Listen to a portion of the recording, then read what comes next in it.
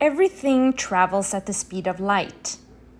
When I first heard this concept, it blew my mind, and this became the inspiration for another one of our geeky science board games. In explorations in space-time, you're moving in the 4 dimensions of space and time at a constant speed, the speed of light. Which is to say that if you add up the vectors of your movement in 3-dimensional space, x, y, and z, and the 4th dimensional vector of time, t, the sum is the speed of light. This concept is represented in the game when you move your spaceship. You must make exactly 4 movements, but you can split them up however you want between the 4 dimensions. You are on a mission traveling the galaxy, gathering data on points of interests, or POIs. The main objective is to present data on the location of each POI, eventually narrowing the location down to a single point in the galaxy. Once located on the map, any player can travel through space-time to retrieve it.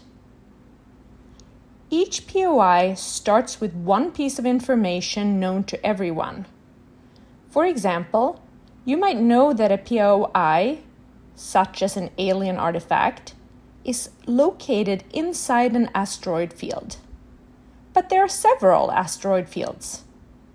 You may then submit more information, such as that the alien artifact is also next to a planet with a moon, and so on. As you move your spaceship in space-time to retrieve the POI, you need to be strategic in how you spend your movements. You can take advantage of time dilation in strong gravitational fields to conserve your movements in time. But advancing in time also gives you new information on POIs, so you need to balance this valuable time resource.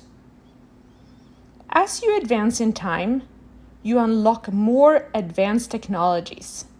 For example, by building an outpost, you may gain the technological ability to navigate an otherwise impassable asteroid field, or open a wormhole to instantaneously jump to another part of the galaxy. Another example would be to accelerate to a speed where time becomes negligible. You gain points by locating and submitting data on POIs, retrieving them, and deploying outposts. The end of the game is triggered when a player has progressed once around the circular time track or has gained 20 victory points. After everyone has had an equal number of turns, the player with the most points win.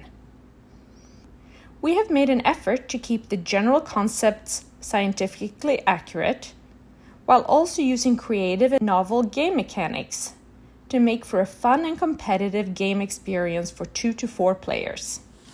Thank you for listening, and we hope you find this game as fun and educational as we do.